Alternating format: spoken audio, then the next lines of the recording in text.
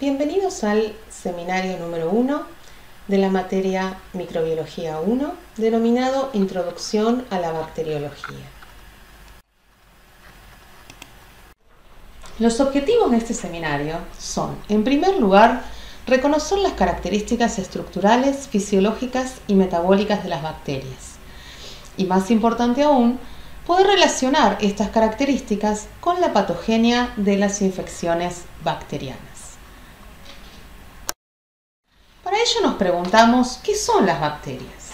El término bacteria proviene del griego, bastón o vara pequeña. Y podemos definir a las bacterias como organismos unicelulares que poseen vida libre y que se reproducen por fisión binaria. ¿Y por qué pueden cumplir con estas características? Lo hacen porque contienen toda la información genética, los sistemas productores de energía y biosintéticos que les son necesarios para el crecimiento y la reproducción. Existen excepciones a la vida libre de las bacterias. Aquellas bacterias que pertenecen a los géneros Clamidia, Clamidófila y Rickettsia no tienen vida libre y necesitan, por el contrario, parasitar una célula eucariota para subsistir. Un concepto importante a tener en cuenta es que las bacterias son ubicuas. Eso quiere decir que están presentes en casi todos los ambientes que nos rodean, en el aire, en el suelo, en el agua. Incluso también las vamos a encontrar contaminando alimentos o como simbiontes con plantas y animales, incluyendo al ser humano. Acá les vamos a presentar las estructuras de las bacterias. Lo primero que podemos notar es que si nos centramos en esta zona, las bacterias carecen de membrana nuclear. Vamos a ver que su genoma está constituido por un solo cromosoma, que consta de una única molécula de ácido desoxirribonucleico, bicatenario, que no tiene una membrana nuclear que lo envuelve, como es el caso de las células eucariotas. Además, va a ser frecuente encontrar otras moléculas de ADN menores, como son los plásmidos, que son independientes del cromosoma y pueden encontrarse en cantidad variada. A su vez, vamos a observar que el citoplasma es rico en ribosomas. Vamos a ver abundantes ribosomas, los cuales son de mayor tamaño que los de las células eucariotas. Y también podemos observar en este esquema la ausencia de organelas. Vamos a ver que las bacterias no poseen mitocondrias, lisosomas ni aparato de Golgi, lo cual las va a diferenciar de las células eucariotas. Las envolturas son muy importantes. Acá podemos observar que las bacterias poseen diversas envolturas. Desde el interior al exterior vamos a encontrar una membrana plasmática, una pared celular. A su vez, algunas bacterias van a contener otra membrana por fuera de esta pared y pueden tener una estructura aún más externa, como lo es la cápsula. La mayoría de las bacterias poseen una pared celular que les confiere el tamaño y la forma características, y en cuya composición se destaca la presencia de ácido murámico. Este es un elemento que es exclusivo de las células procariotas. Por debajo de esta pared es que va a aparecer la membrana plasmática y por fuera, en caso en que esté presente, la membrana externa. Podemos observar también en este esquema otras estructuras, como estructuras de adherencia, como son los pilis. Estas estructuras se van a ver más en detalle hacia el final de este seminario y en el seminario 2. También observamos que las bacterias pueden poseer una estructura denominada flagelo, que le va a conferir movilidad. Estas estructuras, tanto el flagelo como la cápsula y los pilis, van a ser estructuras variables entre las diferentes especies bacterianas.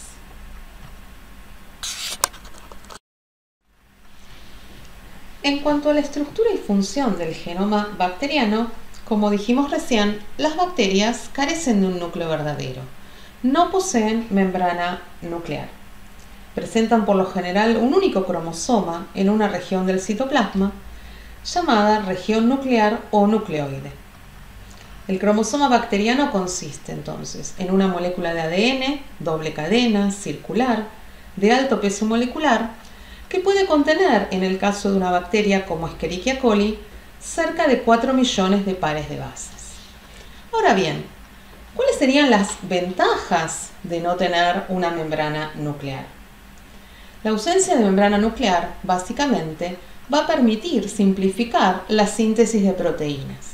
¿Por qué? Porque los procesos de transcripción y transducción ocurren en forma prácticamente simultánea. Los ribosomas se van a fijar al ARN, mientras que este está siendo sintetizado y aún se encuentra unido al ADN. De esta manera, todo el proceso es más sencillo y más rápido. La desventaja que tiene esta simultaneidad es que no hay eventos de corrección y pueden fijarse mutaciones.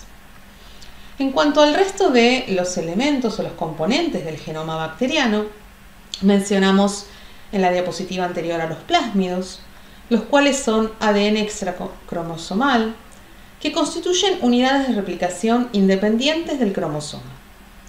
La información que contienen puede contribuir a la adaptación de la bacteria al medio y a su evolución. ¿Por qué? Porque los plásmidos pueden codificar resistencias a antibióticos, factores de virulencias, y son un elemento importante al momento de la transmisión de estos genes de una bacteria a otra. Lo mismo ocurre con los bacteriófagos, que son virus que infectan a las bacterias. Estos cumplen un ciclo de replicación dentro de la bacteria, pudiendo conducir a la lisis de la misma. También puede insertarse en el genoma bacteriano y de esa manera pueden movilizar genes también que codifiquen para factores de virulencia. Retomando entonces las funciones del genoma bacteriano, este posee dos funciones fundamentales, como son la replicación y la expresión de genes. La expresión de genes a su vez está dada por los procesos de transcripción y traducción. La duplicación del ADN o replicación es el proceso en el cual se copia el ADN progenitor en moléculas hijas idénticas al ADN progenitor. La transcripción es el proceso mediante el cual se transcribe la información genética del ADN al ARN mensajero para ser llevado al lugar de síntesis de proteínas, los ribosomas. La traducción es el proceso mediante el cual el mensaje cifrado en los tripletes de bases es descifrado por los ARN de transferencia, sintetizándose así una proteína.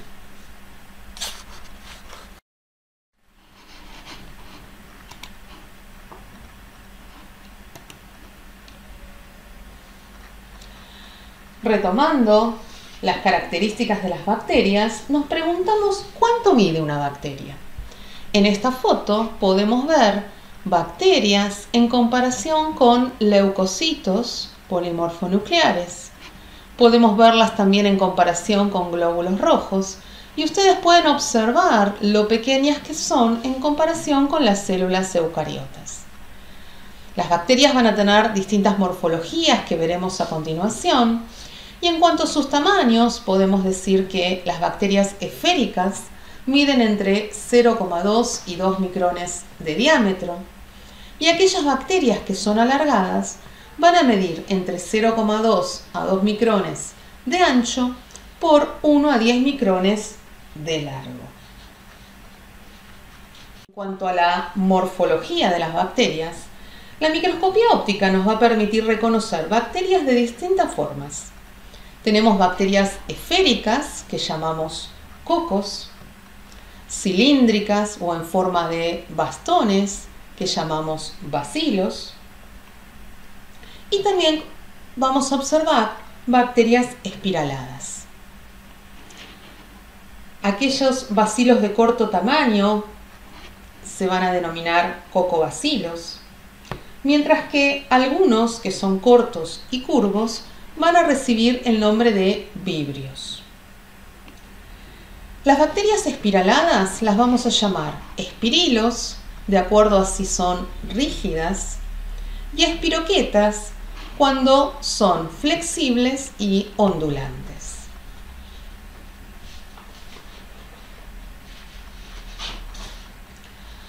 A su vez, dentro de estas formas de las bacterias vamos a poder observar también, cuando evaluamos muestras en fresco, distintas agrupaciones. Los cocos pueden agruparse formando diplococos, tétradas, cadenas o también racimos. Los bacilos se agrupan muchas veces formando empalizadas o formando otras formas que podrían ser comparables a caracteres chinos. Esta agrupación de las bacterias está relacionada con los planos de división de la bacteria cuando cumple con el proceso de la fisión binaria.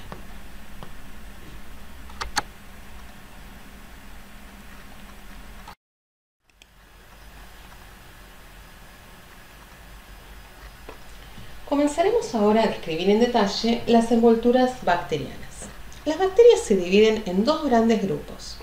Las bacterias que denominamos gram negativas, que son aquellas que no toman el colorante durante la tinción de gram, y las bacterias gram positivas, que son aquellas que sí retienen el colorante cristal violeta o violeta de genciana durante la coloración de gram. Cuando se realiza la tinción de gram, se puede observar a las bacterias al microscopio luego de la tinción con dos coloraciones diferentes. Las bacterias gram positivas, por su gruesa pared celular, van a retener el colorante cristal violeta y se van a poder observar color violeta. Las bacterias gram negativas, por el contrario, tienen una pared celular delgada que no retiene el colorante cristal violeta y serán observadas, luego de realizar la coloración de contraste con la fucsina, de color rosado. Ahora, como ustedes ven acá, estos dos grandes grupos de bacterias poseen diferencias importantes en cuanto a sus envolturas, no solo a nivel de la pared celular. Por eso las vamos a ir describiendo de adentro hacia afuera a todas ellas. En primer lugar, nos vamos a encontrar con la membrana plasmática. La membrana plasmática es una bicapa lipídica, en ambos casos, muy similar a la de las células eucariotas. Por fuera de la membrana plasmática vamos a encontrar, en el caso de las bacterias gram positivas, entre la membrana plasmática y la pared celular, el espacio periplásmico. Este espacio, en las bacterias gram negativas, se va a encontrar entre la membrana plasmática y la que ahora después vamos a describir, membrana externa. Y flotando en el espacio periplásmico vamos a observar la pared celular. El espacio periplásmico es un compartimento con textura de gel y está constituido principalmente por proteínas, oligosacáridos, sales y en el caso de las bacterias gram negativas contiene el peptidoglicano. Muchas reacciones metabólicas van a tener lugar en este espacio y además es un sitio donde se acumulan factores de virulencia líticos, como las enzimas colagenasa, hialuronidasa, proteasa, que van a estar preparadas y listas para ser secretadas por las bacterias. La pared celular, que podemos observar por fuera del espacio periplásmico en el caso de las bacterias gram negativas, está constituida, como dijimos antes, por peptidoglicano, el cual va a tener un alto grado de entrecruzamiento y además esta pared en este caso va a ser de un grosor importante.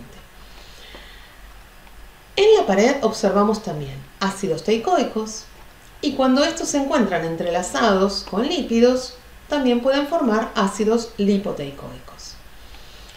Tanto la pared celular como los ácidos teicoicos son importantes activadores de complemento, es decir, que cuando las bacterias ingresan a nuestro organismo, Estos componentes, en el caso de las bacterias gram positivas, van a ser detectados por el sistema inmune y van a ser los que le van a dar las primeras señales a nuestro sistema inmune de que hay un microorganismo invasor. A su vez, tanto el peptidoglicano como los ácidos teicoicos son importantes inductores de citoquinas proinflamatorias como interleuquina 1 beta y TNF-alfa.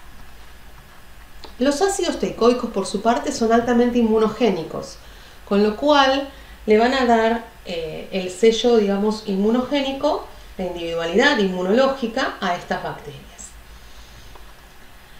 En el caso de las bacterias gram negativas, la pared de peptidoglicano es mucho más delgada y se encuentra inmersa en el espacio periplásmico, con lo cual no está expuesta al exterior. Por fuera de esta envoltura vamos a encontrar la siguiente envoltura en los gram negativos, que es la membrana externa, que vamos a describir en detalle en la próxima diapositiva. Antes de pasar a la membrana externa, es importante que mencionemos que algunas bacterias no toman la coloración de gram. En el caso de Mycoplasma, por ejemplo, especies de Mycoplasma, este es un género que carece de pared celular. Y como dijimos recién que la coloración se basa en la capacidad de retener el colorante cristal violeta a través de la pared celular, claramente las bacterias pertenecientes al género Mycoplasma no van a poder ser coloreadas. Lo mismo ocurre con las bacterias pertenecientes al género Mycobacterium, que por el alto contenido de lípidos de sus envolturas tampoco.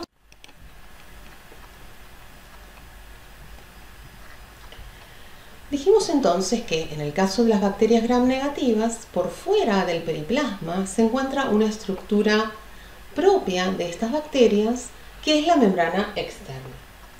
La membrana externa es una estructura que es asimétrica. ¿Por qué? Porque su cara interior está formada por fosfolípidos, como podemos observar acá, mientras que su cara externa está formada por el lipopolisacárido o LPS. El lipopolisacárido consta de cadenas polisacáridas variables, las cuales conforman el polisacárido O, de un núcleo polisacarídico que es conservado y constante, y el lípido A, el cual es altamente tóxico para el hombre. La presencia del lipopolisacárido en la membrana externa va a constituir una barrera que va a impedir el pasaje de cualquier molécula orgánica hacia el interior de la célula. ¿Por qué? Porque la entrada de moléculas hidrofóbicas, como son algunos antibióticos, va a estar bloqueada por la capa hidrofílica dada por el polisacárido o antígeno somático O.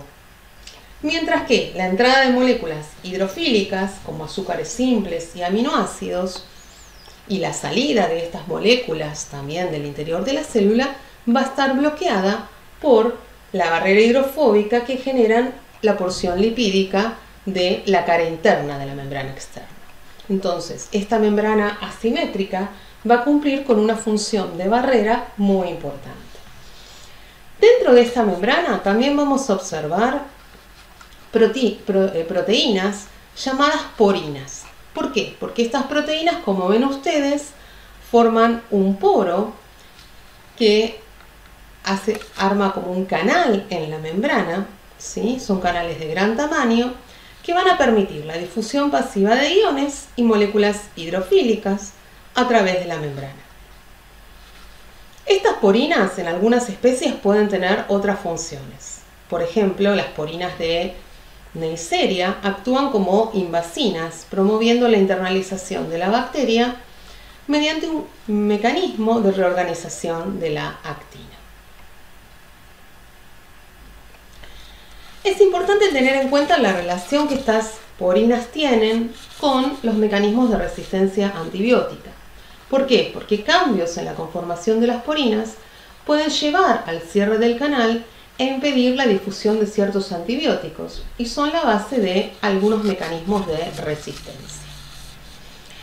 Como dijimos entonces, la cara externa está formada por el lipopolisacárido, constituido por las cadenas polisacáridas que forman el antígeno O, el núcleo polisacárido y Acá vemos en mayor detalle al lipopolisacárido con sus cadenas que conforman el antígeno O. Esta porción del lipopolisacárido es altamente antigénica. Hay muchas variedades de antígeno O y cada uno define una especie o subespecie, o en el caso de algunas bacterias va a definir la serovariedad. El antígeno O, al igual que habíamos mencionado en el caso del péptido glicano y de los ácidos teicoicos de las bacterias gram positivas, es activador de la vía alterna del complemento.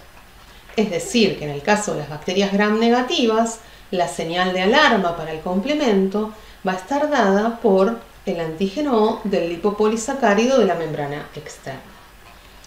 Luego podemos observar el core y el lípido A.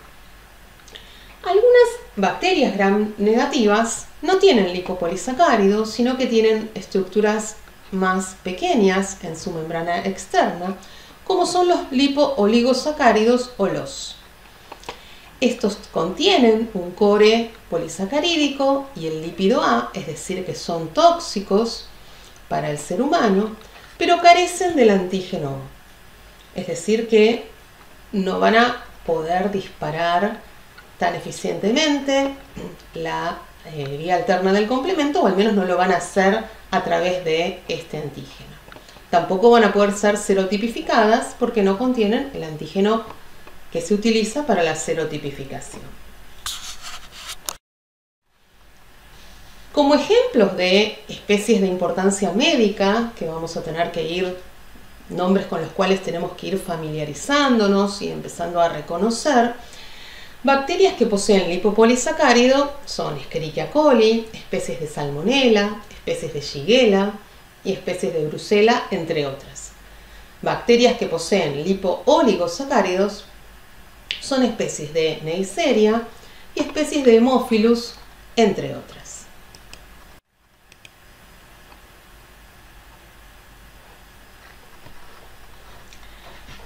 Como bien dijimos cuando describíamos las estructuras de la pared y las envolturas de las bacterias gram positivas y gram negativas, algunas bacterias no toman la coloración de gram.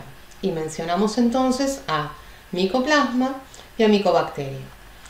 En este esquema los podemos ver, podemos comparar las distintas envolturas bacterianas.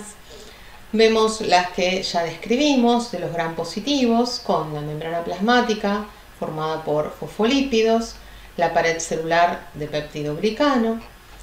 En los gram negativos la membrana plasmática, la pared celular y la membrana externa. En el caso de Mycoplasma, estas son bacterias que no poseen pared celular. Están solamente rodeadas de una membrana, ¿sí? Como podemos ver acá. Por lo cual van a tener propiedades de protoplasto, porque son solo membrana. Y es por eso entonces que no retienen el colorante de gram. Muchos micoplasmas van a ser parásitos de animales, plantas o artrópodos.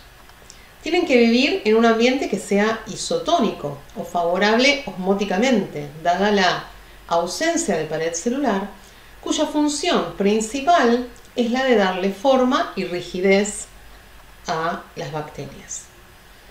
En algunos casos pueden incorporar algunas moléculas de colesterol a la membrana y eso les va a dar cierto grado de rigidez.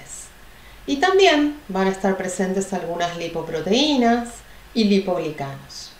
Pero fundamentalmente son bacterias que tienen la estructura de las propiedades de un protoplasto. En el caso de las micobacterias, la envoltura consiste de una membrana plasmática, que es la que vemos acá en celeste, y una pared celular que involucra varias capas, ¿sí? Todo esto que le sigue por fuera de la membrana plasmática es la pared celular. Esta pared tiene una diferencia muy importante con la de los gram positivos. Y la diferencia radica en el elevado contenido de lípidos. El 60% del peso seco de la pared son lípidos. Es por ello que estas bacterias no toman la coloración de Gram y se las define como ácido-alcohol resistentes. La pared celular está compuesta por varias capas, donde la más interna es de peptidoglicano, que es la que tiene una cercanía con la membrana plasmática. Esta pared le va a dar la rigidez y la forma. Luego tiene una segunda capa, ¿sí?, de arabinogalactanos, que es esta que vemos aquí. Los arabinogalactanos son polímeros de arabinosa y galactosa, que se encuentran unidos a los ácidos micólicos de la tercera capa. Los ácidos micólicos son ácidos grasos de cadena larga que van a estar entonces unidos a estos arabinogalactanos y también constituyen así la tercera capa de estas envolturas. La capa más externa va a ser la que está formada por acilípidos. También podemos ver que atravesando estas envolturas podemos encontrar porinas, al igual que las vamos a encontrar en bacterias gram negativas.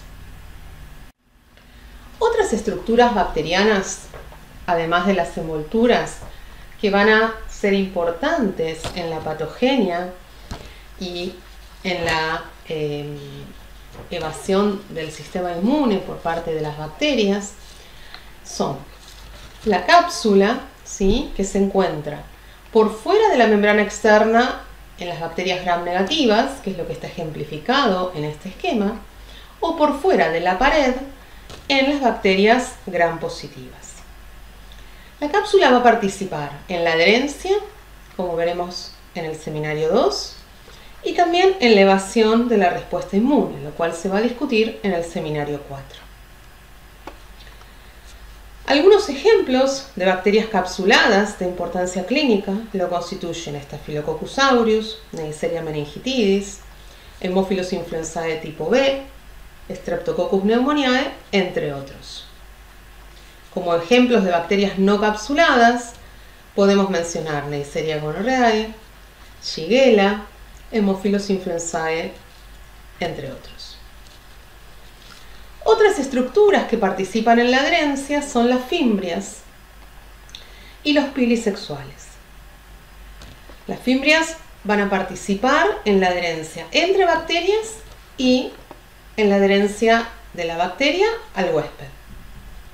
Los pilisexuales van a permitir acercar las bacterias entre sí durante los procesos de conjugación y no son partícipes directos en la patogenia bacteriana.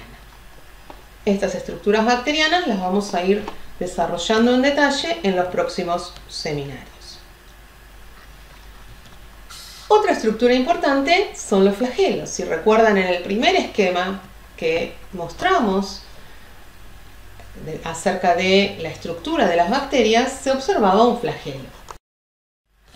El flagelo es una estructura polimérica constituida por monómeros de flagelina que se encuentra insertado atravesando las envolturas bacterianas y que le confiere movilidad a las bacterias. Puede ser uno o más y pueden estar ubicados en distintas posiciones. Pueden estar en un polo de la bacteria, siendo uno o varios.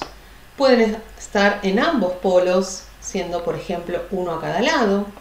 O pueden estar insertados en diversos sitios en la bacteria.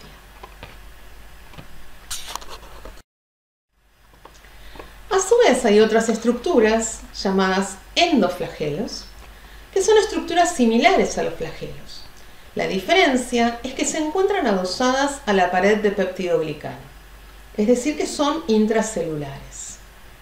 Este tipo de flagelos es propio de las espiroquetas, que cuando mencionamos las diferentes morfologías bacterianas dijimos que eran bacterias con estructura ondulante, y lo que les va a permitir el movimiento a estas bacterias es la presencia de este endoflagelo, que las recorre todo a lo largo, se encuentra sujeto en los extremos Y si observamos acá un corte transversal de estas espiroquetas, podemos ver cómo se va a encontrar de manera intracelular, adosado a la pared de peptidoglicano y por debajo de la membrana externa. Este flagelo que se encuentra en las espiroquetas, dijimos, permite los movimientos característicos de estas bacterias, que son la rotación o movimiento de flexión, tirabuzón o sacacorchos, ¿sí? Porque al estar unidos en los extremos le van a permitir un movimiento torsionante a estos microorganismos. Bueno, luego de haber descrito entonces las distintas estructuras bacterianas, comenzamos hablando de los componentes del genoma, luego hemos hablado de envolturas y por último de otras estructuras que participan en la patogenia. Lo que les proponemos es que completen este cuadro que sigue, de manera tal de poder armar ustedes mismos un resumen donde podamos pensar para cada una de estas estructuras cuál es su composición química y su función. Todos elementos que hemos ido detallando en el seminario, pero que mediante estos dos cuadros resumen ustedes pueden agrupar, fundamentalmente pensando más que nada en la función de estas estructuras. Es muy importante saber cómo están compuestas, pero relacionarlas también con la función, porque eso es lo que nos va a ir adentrando en los procesos, en el razonamiento de la relación, lo que volvemos a los objetivos del comienzo, la relación de los distintos componentes bacterianos con la patogenia y cómo las bacterias van a poder causar enfermedad en el hombre.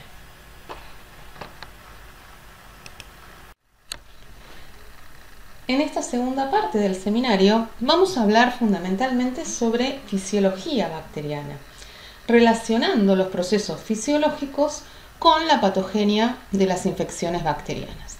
Para ello vamos a usar este caso clínico ejemplo, donde nos cuenta que Micaela se encuentra bajo tratamiento con antiácidos y tiene planeada una excursión para el fin de semana.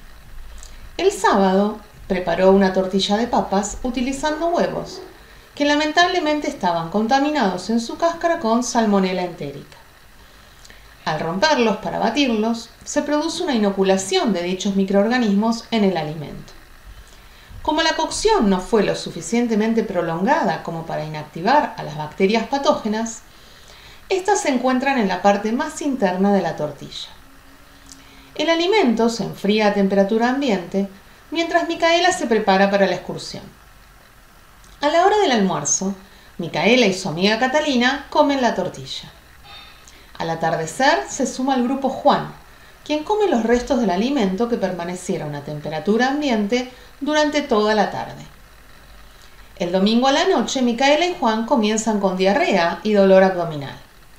Catalina no presenta síntomas el domingo ni en los días subsiguientes. Entonces este caso nos presenta a 3 amigos, de los cuales Micaela y Juan presentan diarrea y dolor abdominal luego de haber comido Micaela la tortilla al mediodía y Juan por la tarde. Y Catalina, que la comió junto con Micaela, no tiene ningún tipo de síntomas.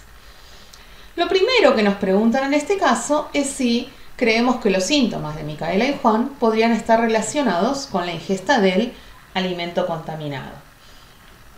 Y esta pregunta nos lleva, digamos, a comenzar a introducir el concepto de que las bacterias, como ustedes igual ya saben con anterioridad, pero lo que estamos empezando a conversar acá, que las bacterias pueden causar enfermedad en el hombre y que a su vez pueden adquirirse a través de diferentes vías.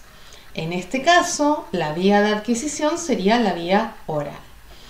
Entonces, con este pequeño caso empezamos a plantearnos un poco esto acerca de cómo el hombre se encuentra con las bacterias que le van a causar enfermedad. Y para eso vamos a utilizar, para empezar a entender este proceso, vamos a utilizar el siguiente esquema. En este esquema podemos observar cómo a partir de diferentes reservorios, que pueden ser ambientales, zoonóticos o humanos, se va a producir el encuentro con las bacterias que nos van a infectar.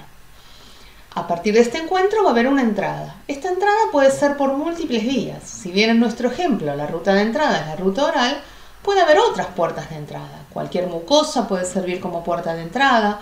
Mismo la piel, en caso de estar dañada, ya sea por un accidente o por una herida quirúrgica, pueden servir como puertas de entrada para los patógenos. A partir de esta entrada, las bacterias van a tener que establecerse en el nicho en el cual van a comenzar a adaptarse para luego empezar a multiplicarse. Este establecimiento es fundamental para que se pueda producir la infección. Y de los mecanismos que están involucrados para que el establecimiento tenga lugar, vamos a hablar en detalle en el seminario 2. Una vez establecidas, las bacterias se multiplican y luego pueden diseminarse a otros sitios o no, pueden seguir ocasionando una infección a nivel local o puede haber diseminación. A partir de la multiplicación, ya sea con diseminación o no, las bacterias van a comenzar a producir daño en el hombre. Y este daño va a estar acompañado de la aparición de los primeros signos y síntomas. Luego se va a producir el desenlace de esta infección, que puede relacionarse con la curación del paciente, con la muerte del paciente o con un estado de equilibrio y convivencia entre los microorganismos y el paciente, como puede ser un estado de portación o de infección crónica. Este esquema que nosotros les presentamos como el esquema de interacción de la bacteria con el hospedador es un esquema que es aplicable a muchos microorganismos, no solamente las bacterias, y que es muy importante que ustedes lo tengan en cuenta a la hora de estudiar y de entender cómo las diferentes bacterias causan las infecciones que causan. Si nosotros pensábamos cuáles son las puertas de entrada de los microorganismos, dónde tienen que establecerse, qué precisan para establecerse, si estos se diseminan o no, mediante qué elementos, qué factores de virulencia van a causar daño, que es lo que vamos a ver en el seminario 3, vamos a poder entender mejor la patogenia de las infecciones bacterianas. Algo muy importante a tener en cuenta es que mientras todo este proceso ocurre, actúan de manera concomitante los mecanismos inmunes de defensa. Es por ello que, a su vez, las bacterias van a tener que poder evadir las defensas del huésped para continuar su proceso infeccioso, como bien está señalado acá.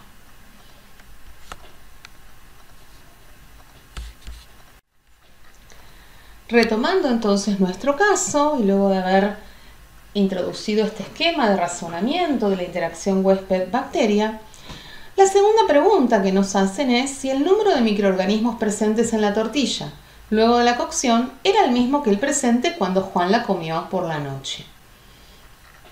Esta pregunta, obviamente que intuitivamente podemos responder que no era el mismo número de microorganismos, y nos hace empezar a, digamos, es el punto de partida para que podamos empezar a conversar acerca de que las bacterias pueden replicar tanto en el medio ambiente o en los alimentos que contaminan o en el hospedador que infectan. En este caso, las bacterias desde el mediodía hasta la tarde probablemente siguieron multiplicándose en esa tortilla que estaban contaminando. Ahora bien, para que estas bacterias se multipliquen, hay diversos factores que van a afectar el crecimiento bacteriano. Y de esos factores es de los que vamos a hablar en lo que resta del seminario.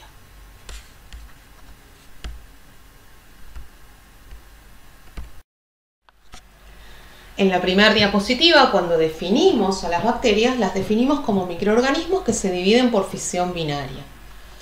¿Qué significa esto? Significa que una célula madre va a dar lugar a dos células hijas exactas, idénticas, ¿sí? Los procesos que tienen lugar durante la fisión binaria son, en primer lugar, la replicación del ADN, porque para dar lugar a dos células hijas idénticas necesitamos duplicar el cromosoma.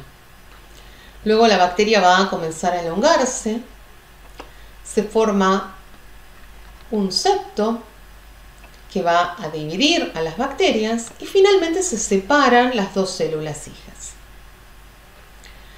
El proceso de división por fisión binaria nos lleva al hecho de que las bacterias se van a multiplicar con una velocidad que va a seguir una función exponencial. Porque si una bacteria da lugar a dos células hijas, a su vez cada una de estas células hijas va a dar lugar a otras dos bacterias. El tiempo en el cual una población bacteriana tarda en duplicarse se lo denomina tiempo de generación media. Y puede ser para algunas bacterias de crecimiento rápido, como Salmonella enterica, que es la bacteria de nuestro ejemplo, o Escherichia coli, tan corto como 20 minutos. Es decir, que cada 20 minutos nuestra población bacteriana va a duplicar su número. En el caso de otras bacterias como Mycobacterium tuberculosis, estos tiempos pueden ser mucho más largos, alcanzando alrededor de las 15 horas. El tiempo en que las bacterias tardan en duplicarse va a tener implicancia en el inicio de los síntomas. Una bacteria de crecimiento rápido nos va a dar un inicio de síntomas más temprano. Y también va a ser importante en los tiempos de espera para el diagnóstico. Si en el laboratorio necesitamos identificar un patógeno entérico que tiene un tiempo de generación media de alrededor de 20 o 30 minutos, no va a ser el mismo el tiempo que tenemos que esperar para que las bacterias se desarrollen en el laboratorio que el que debemos esperar en el caso de Mycobacterium tuberculosis.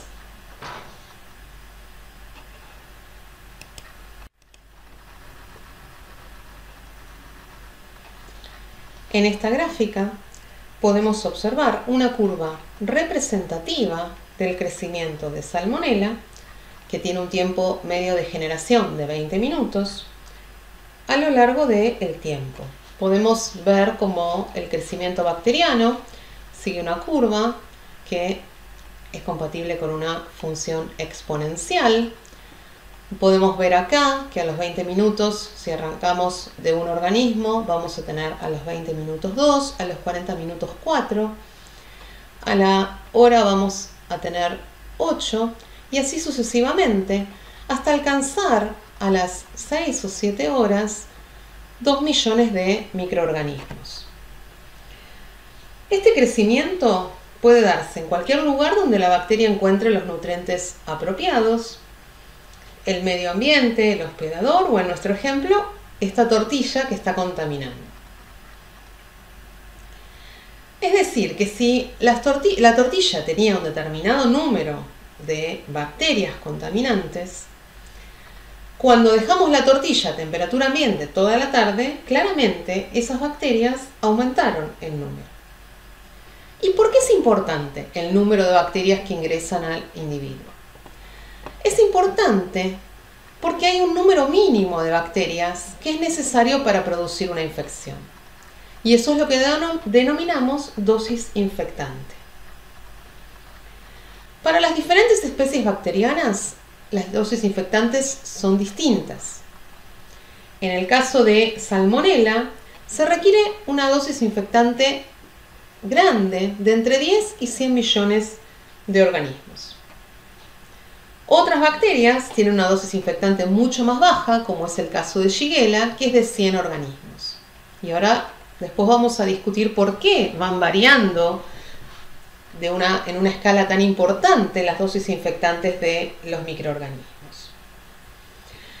Si tenemos en cuenta entonces que existe un número mínimo de bacterias necesario para producir infección, si consideramos la curva de crecimiento bacteriano, y si entonces nos remitimos a esta pregunta que dice, si la tortilla tenía aproximadamente 1 millón de organismos por porción, ¿usted cree que luego de 6 horas a temperatura ambiente tenía suficientes organismos como para enfermar a Juan? Vimos en esta curva que partiendo de una bacteria, en 6 horas tenemos 262.000 bacterias. Si partimos de 1 millón, vamos a tener en 6 horas 262.000 millones, lo cual supera la dosis infectante de salmonela. Por lo tanto, luego de 6 horas a temperatura ambiente, aún considerando que el crecimiento a temperatura ambiente quizás es un poco más lento que 20 minutos, ya que este tiempo de generación media es el que se corresponde a un crecimiento a 37 grados, de todos modos, al momento en que Juan come la tortilla, la porción tenía suficientes microorganismos como para poder superar la dosis infectante y enfermar a Juan. Ahora bien, lo otro que nos preguntan en este caso es por qué pensamos que Micaela pudo enfermarse si comió la tortilla cuando tenía 1 millón de organismos por porción. Y Catalina, que la comió al mismo tiempo, no sufrió síntomas. Si recordamos lo que nos describía el caso clínico, Micaela estaba en un estado particular, ya que se encontraba haciendo un tratamiento con antiácidos. ¿Eso qué quiere decir? Que si bien la dosis infectante de salmonela es de entre 10 y 100 millones de organismos, esta dosis puede llegar a variar de acuerdo a situaciones particulares del huésped. Y ahora vamos a entender mejor por qué. Retomando nuestro esquema de interacción de la bacteria con el hospedador, cuando las bacterias ingresan, ¿sí?, se produce la entrada del microorganismo, dijimos que era necesario que se establezcan. Para poder establecerse, deben superar los mecanismos de defensa, ¿sí? Tenemos múltiples mecanismos de defensa innatos que van a tratar de impedir el establecimiento de las bacterias. Asimismo, hay mecanismos de defensa que van a tratar de impedir los pasos subsiguientes. Pero pensemos por un momento en el establecimiento de estas bacterias. En el caso de nuestro ejemplo, donde estamos hablando de un patógeno que causa infección gastrointestinal, las bacterias lo primero que deben superar es la barrera que representa el pH ácido del estómago. De las bacterias que ingresan al individuo, un gran número no va a lograr vencer esa defensa del hospedador y va a morir. Y es por eso que en este caso, en el caso de salmonela, se requiere una dosis infectante alta. Y si se ingiere un número menor, no hay infección. Bajo ciertas condiciones, como es el caso de Micaela, que está haciendo un tratamiento con antiácidos, el pH estomacal va a estar artificialmente elevado. Y eso va a hacer que la dosis infectante de los microorganismos pueda disminuir varios órdenes de magnitud. Y es lo que explica por qué Micaela se enferma y Catalina no. Porque claramente la dosis que ingirieron fue menor a la dosis infectante. Pero en el caso de Micaela, los mecanismos de defensa estaban alterados. Es decir que, si bien la dosis infectante es propia de cada microorganismo, va a depender de factores tanto de la bacteria como del hospedador. En nuestro caso ejemplo, Micaela está haciendo un tratamiento con antiácidos y vemos cómo una condición del hospedador va a cambiar la dosis infectante. En cuanto a factores propios de la bacteria, habíamos mencionado anteriormente que la dosis infectante de Shigella, por ejemplo, era mucho menor a la de salmonela. Shigella es una bacteria que es resistente al pH ácido y por eso su dosis infectante es muy baja, porque no va a ser eliminada con el pH de ácido del estómago. Es decir, entonces que, aunque ingresen pocos microorganismos, va a ser sencillo para estos microorganismos atravesar el estómago y poder establecerse en el intestino.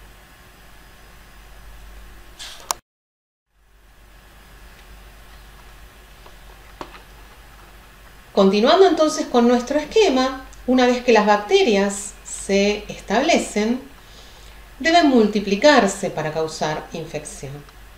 En este seminario vamos a describir los factores que afectan al crecimiento y las características metabólicas de las bacterias. ¿Y por qué es importante conocer los factores que afectan el crecimiento y las características metabólicas? En primer lugar, para poder entender la patogenia de las infecciones bacterianas. Y en segundo lugar, son fundamentales para poder realizar el correcto diagnóstico microbiológico.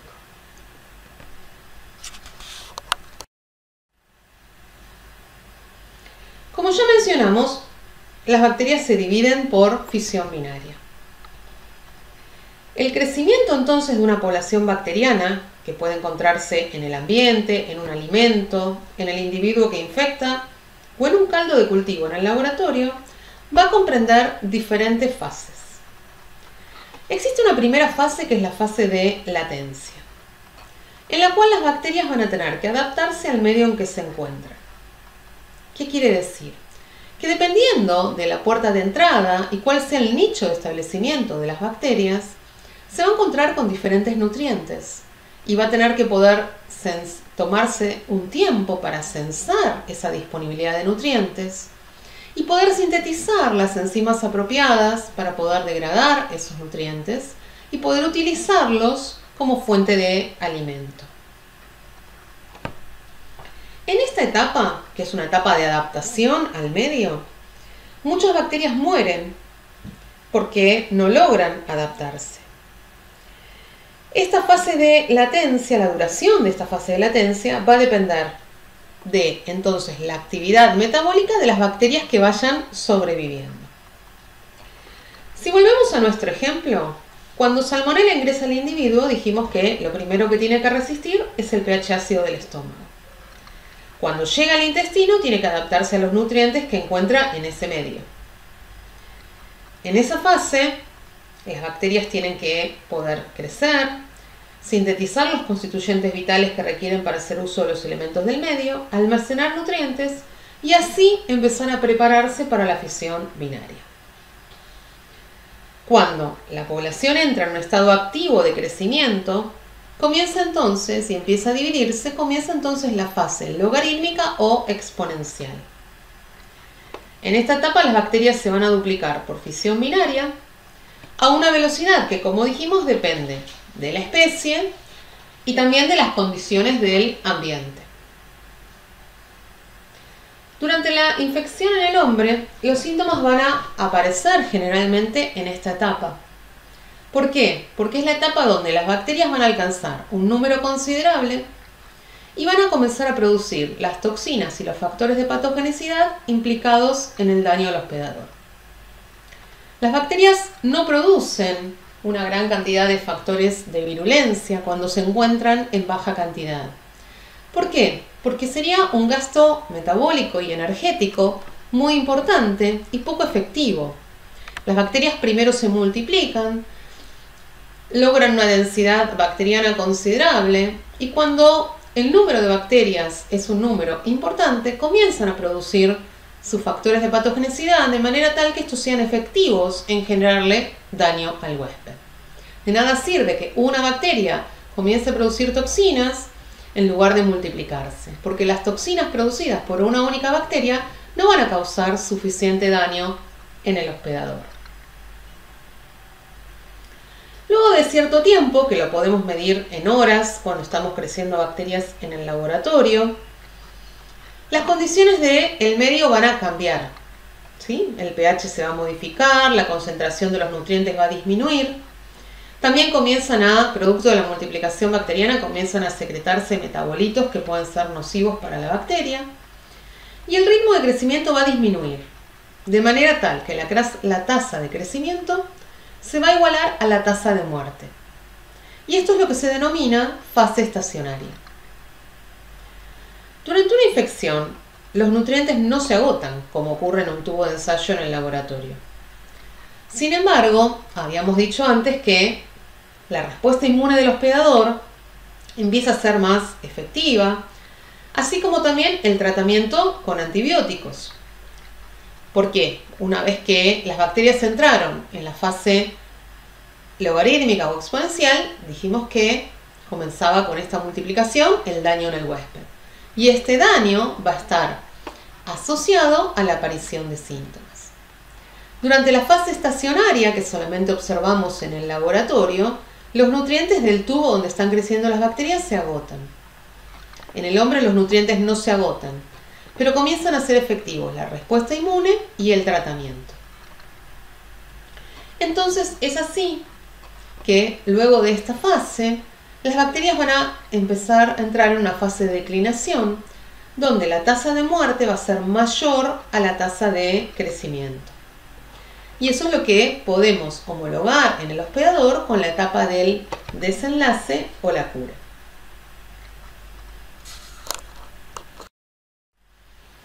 Luego de que describimos cómo se dividían las bacterias, cómo era una curva bacteriana, ustedes se preguntarán cómo medimos el crecimiento bacteriano.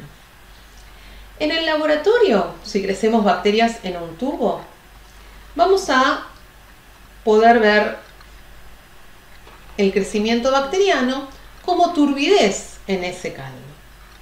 Esa turbidez puede medirse en un espectrofotómetro como medida del crecimiento bacteriano, y también va a haber momentos en los que va a ser tal que la vamos a poder observar a simple vista. En este caldo, donde nosotros podemos ver la turbidez como sinónimo de crecimiento bacteriano, lo que no podemos identificar es cuántas bacterias hay presentes.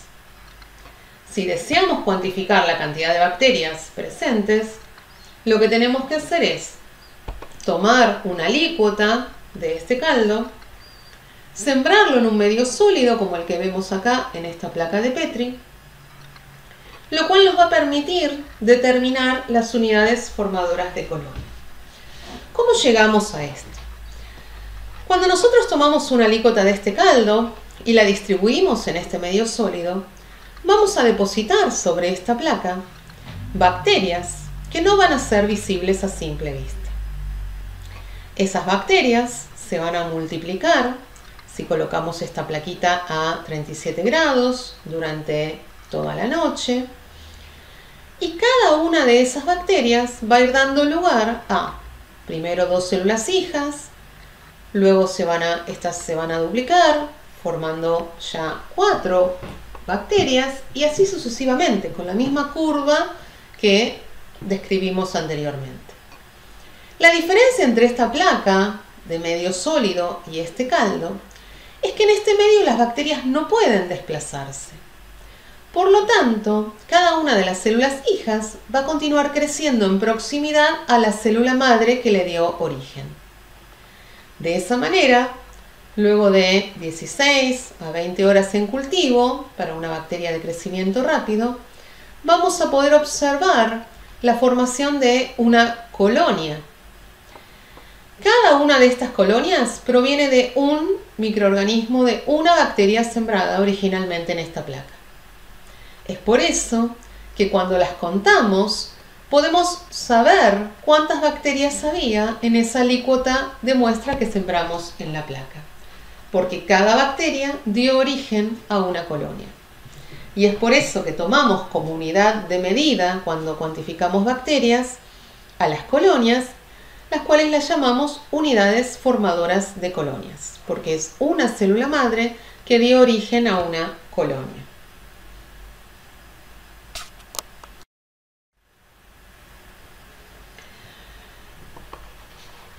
Cuando fuimos mencionando ciertas condiciones de crecimiento de estas bacterias, hablamos de que la tortilla permaneció a temperatura ambiente, y yo les dije entonces que a temperatura ambiente el crecimiento era un poquito más lento que a 37 grados.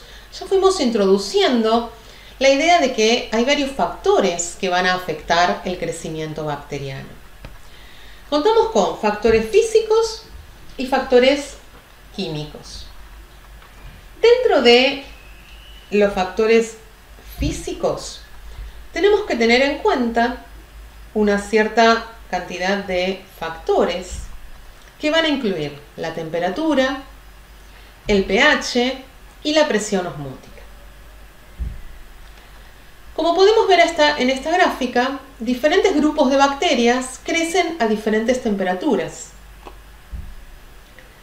Cada especie tiene un rango óptimo de crecimiento, de aproximadamente 30 grados entre el mínimo y el máximo, ¿sí? Cuando vemos estas curvas, vemos que la amplitud de esta curva varía aproximadamente en unos 30 grados. En general vamos a dividir a las bacterias en tres grupos. Aquellas bacterias cuya temperatura óptima de crecimiento es alrededor de los 15 grados y con un rango, de 0 a 20, las vamos a denominar bacterias psicrófilas. Y son las que vamos a encontrar viviendo en el fondo de los océanos. Estas bacterias tienen ácidos grasos insaturados en sus fosfolípidos de membrana, lo cual les permite retener fluidos a estas temperaturas extremadamente bajas. En el extremo opuesto vamos a tener a las bacterias termófilas, cuya temperatura óptima de replicación son los 60 grados. ¿Sí? En esta tasa de crecimiento a las distintas temperaturas vemos el pico alrededor de los 60 grados.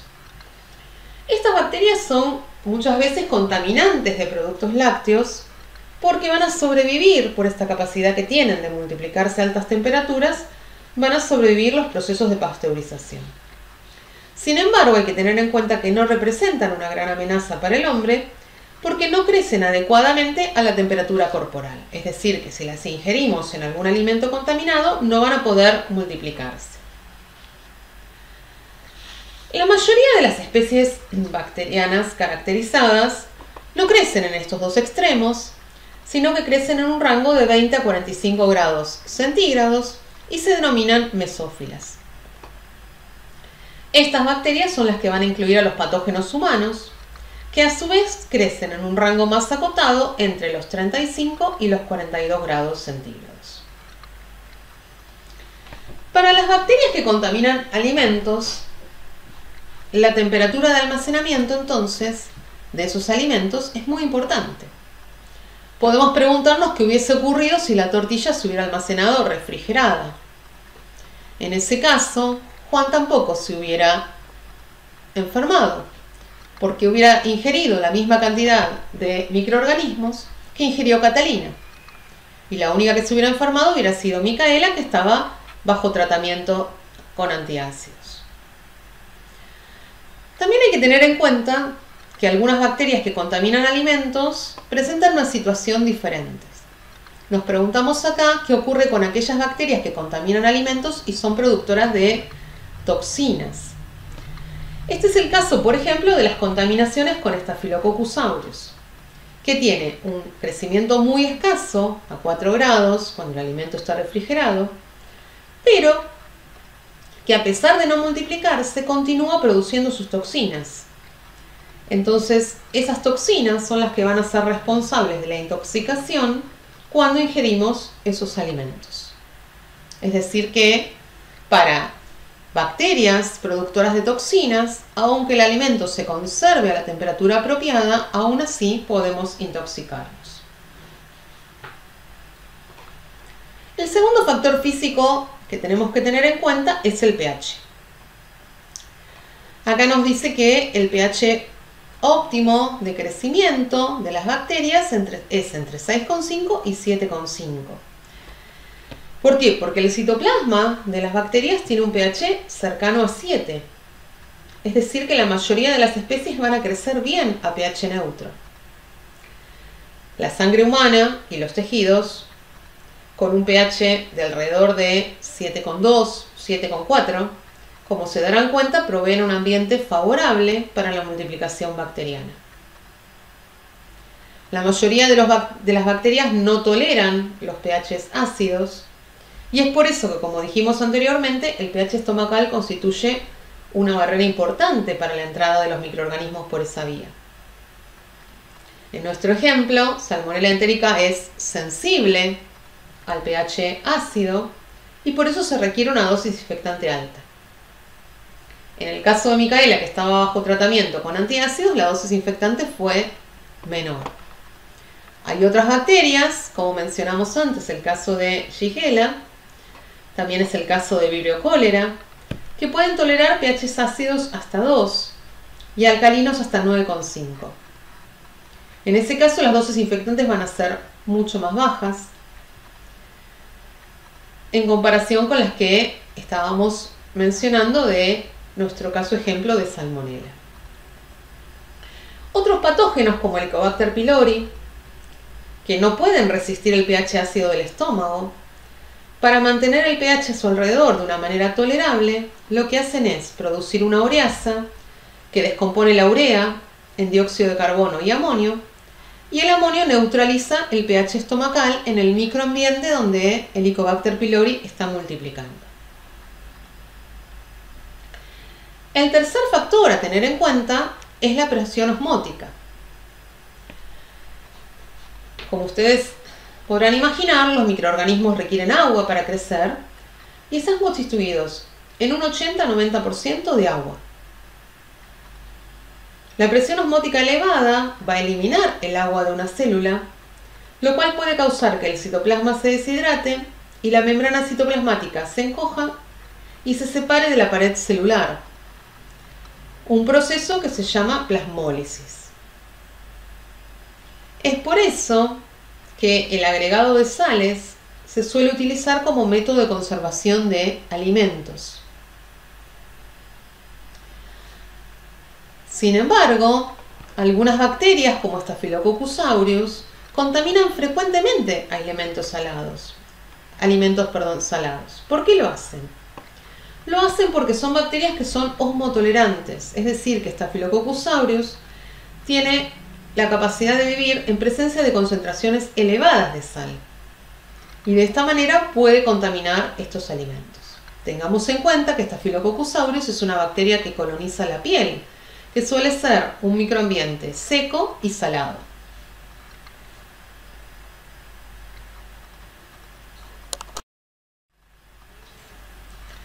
Además de los factores que afectan el crecimiento bacteriano de naturaleza física, contamos con factores químicos que afectan el crecimiento bacteriano. Estos van a ser las fuentes de carbono, la fuente de nitrógeno, azufre y fósforo, el oxígeno y la disponibilidad de hierro. Además del agua, uno de los requerimientos más importantes para el crecimiento microbiano es el carbono, que constituye la mitad del peso seco de la célula bacteriana. La síntesis de proteína requiere cantidades considerables de nitrógeno y azufre, y la síntesis de ADN y ARN requiere nitrógeno y fósforo, al igual que la síntesis de ATP. De manera ilustrativa, podemos mencionar que el nitrógeno constituye el 14% del peso seco bacteriano y el azufre y fósforo juntos alrededor del 4%. Otro factor químico fundamental es el oxígeno. De acuerdo a los requerimientos de oxígeno, podemos clasificar a las bacterias en aerobias estrictas, anaerobias estrictas, facultativas, aerotolerantes o microaerofílicas. Las bacterias aerobias estrictas son aquellas que requieren oxígeno como aceptor final de electrones, para poder así generar su energía.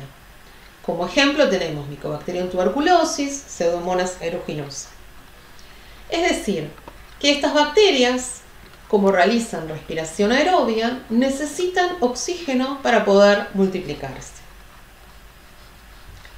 Las bacterias anaerobias estrictas, por el contrario, solo van a crecer en ausencia de oxígeno. ¿Por qué?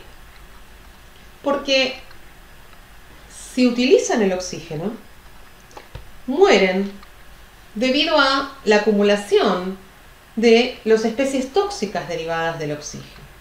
¿Por qué? Porque estas bacterias carecen de catalasa y superóxido dismutasa, con lo cual no pueden degradar las especies tóxicas derivadas de la utilización del oxígeno, como son el peróxido de hidrógeno y el anión superóxido. Como ejemplo tenemos bacterias del género Bacteroides, que son flora normal del intestino, las especies de Clostridium, que causan tétanos, como Clostridium tetani, o gangrena gaseosa, como Clostridium perfringens. Esta es una bacteria que multiplica en el tejido muerto de las heridas, donde no hay presencia de oxígeno, y multiplicando en ese tejido necrótico, que es un ambiente realmente hipóxico, va a poder producir las toxinas que causan daño al hospedador. Clostridium botulinum va a multiplicar en el ambiente libre de oxígeno que se genera en los alimentos envasados al vacío y va a poder así producir las toxinas que van a producir la intoxicación al hombre. Las bacterias anaerobias estrictas entonces van a realizar respiración anaerobia y fermentación.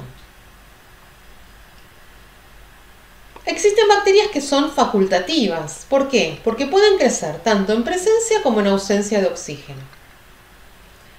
Cuando hay oxígeno realizan respiración aerobia y si no hay oxígeno pueden realizar fermentación o respiración anaerobia. Estas bacterias van a crecer mejor en presencia de oxígeno, ya que la respiración aerobia produce más energía. Dentro de los patógenos humanos que tienen estas características encontramos especies de Salmonella, Escherichia coli, Staphylococcus aureus. El grupo de bacterias aerotolerantes son bacterias que son indiferentes al oxígeno. ¿Por qué? Porque realizan fermentación. Entonces lo van a poder tolerar, pero no lo utilizan como aceptor final de electrones. Estas bacterias poseen superóxido de dismutasa, pero es indistinto porque como no lo van a utilizar al oxígeno, no acumulan las especies tóxicas del mismo. Como ejemplos de aerotolerantes tenemos a Streptococcus pneumoniae. Por último, las bacterias microaerofílicas son aquellas que requieren bajas concentraciones de oxígeno. Estas bacterias van a realizar una respiración aerobia, pero como expresan bajos niveles de catalasa y superóxido dismutasa, necesitan que la concentración de oxígeno sea baja. En el hombre son bacterias que pueden causar infecciones en la cavidad oral, donde lo que va a ocurrir es que la flora aerobia residente va a consumir el oxígeno y va a crear un ambiente, un microambiente en ese nicho donde están multiplicando estas bacterias microaerofílicas, va a crear un microambiente con una tensión de oxígeno suficientemente baja.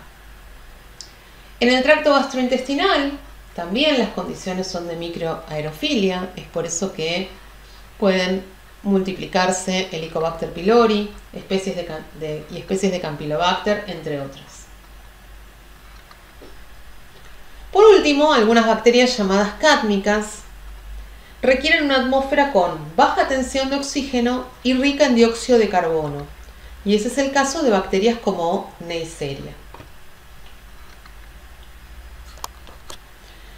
Dentro de los factores químicos, dijimos entonces que otro muy importante era la disponibilidad del hierro.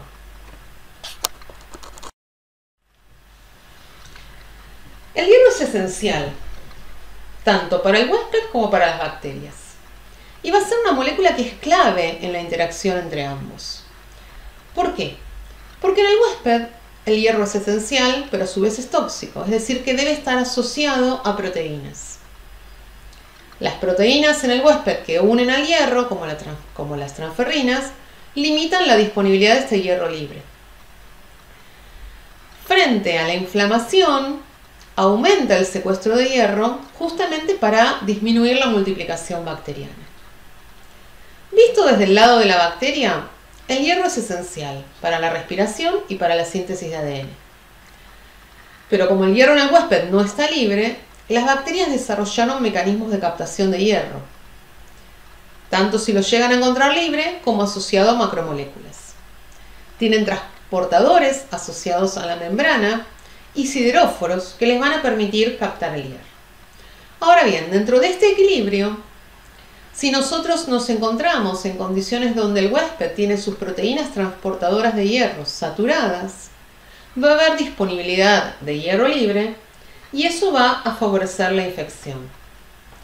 Es importante entonces que la transferrina circulante se encuentre no saturada, ya que de esta manera conserva su avidez por el hierro y mantiene su función de secuestrarlo de la circulación. En individuos sanos, la concentración de hierro circulante es muy baja, casi nula. De esta forma, en las condiciones normales es muy difícil que las bacterias puedan quitarle el hierro a la transferrina. Ahora, si nosotros nos encontramos en casos donde la saturación de la transferrina aumente, vamos a empezar a tener menor avidez de la transferrina por el hierro, como puede ocurrir en algunas condiciones patológicas, como en los casos de acidosis metabólica, o cuando baja el potencial redox, en los casos de hipoxia y en los microambientes donde hay necrosis. Y también puede ocurrir que haya menor avidez por el hierro cuando aumenta la sobrecarga de hierro, por lo cual es muy importante consumir una cantidad equilibrada de hierro y no consumir hierro en exceso. Cuando nos encontramos en estas situaciones patológicas donde disminuye la avidez de la transferrina por el hierro y se encuentra de esta manera, entonces, hierro circulante, van a verse favorecidas las infecciones bacterianas. Terminando así este seminario, les dejamos aquí la bibliografía recomendada de respaldo, las consultas que pueden realizar al email de la doctora Cerchetti o a los emails habilitados en la página de Facebook. Y desde ya les agradecemos por su atención.